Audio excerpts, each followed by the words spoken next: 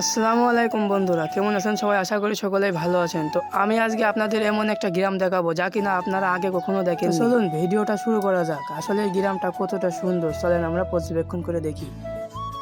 Subscribe. শুরুতে আমরা চলে আসলাম গ্রামের একটা রাস্তায়। এখানে এসে দেখতে পারলাম ইট পাড়া একটা রাস্তা, রাস্তার দুই পাশে দুইটা পুকুর। আসলে এই রাস্তাটার সৌন্দর্য বাড়িয়ে দিয়েছে দুই পাশের দুই পুকুর। এত সুন্দর রাস্তা আমি আগে কখনো দেখিনি। দেখেন দুই পাশে দুইটা পুকুর আর মাঝখান দিয়ে একটা রাস্তা। ইটপাড়া রাস্তা দিয়ে একটু সামনে এগিয়ে গেলাম, সামনে দেখতে পেলাম অনেক বড় একটা বট গাছ।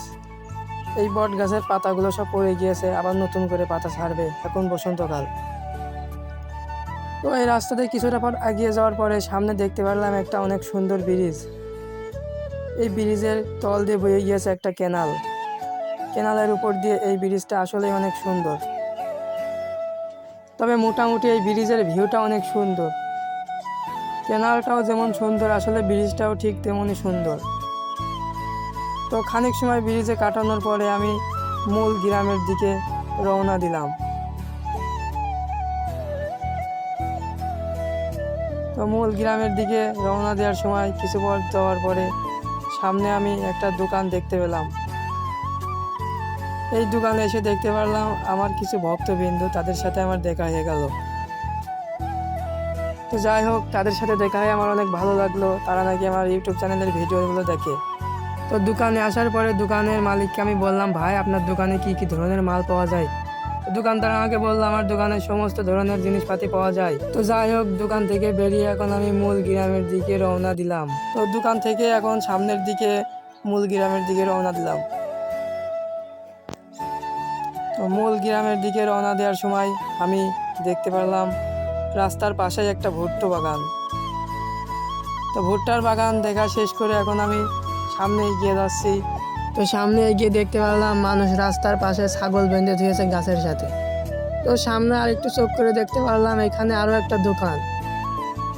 এই দোকানে মালামালের সংখ্যা একটু কম। তো যাই হোক, এই দোকানটা নাকি রাত্রে অনেক মানুষ আসে। তো রাস্তার ওই পাশে নাকি আরও একটা দোকান। তো দেখেন রাস্তার ওই পাশে আরও একটা দোকান দেখতে পেলাম। তো যাই হোক, সামনে একটু এগিয়ে যে আমি আরেকটা জিনিস দেখতে পেলাম। এখানে একজন দক্ষ গাছি তার খেজুর গাছ কাটার জন্য দেখুন দাঁতে ধার দিচ্ছে। তো যাই হোক, আমি রাস্তার সামনের দিকে এগিয়ে যাচ্ছি। তো সামনে এগিয়ে দেখতে পারলাম একজন ব্যক্তি ফিতের মাধ্যমে তার ধানের জমিতে পানি দিচ্ছে।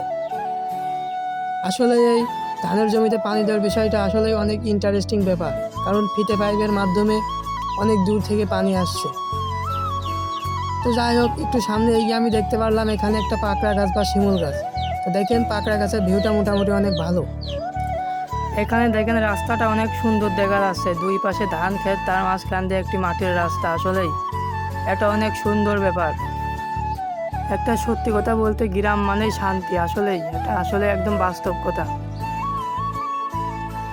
গ্রামের এত সুন্দর মেঠো পথ দিয়ে হাঁটার আসলে মজাই অন্যরকম।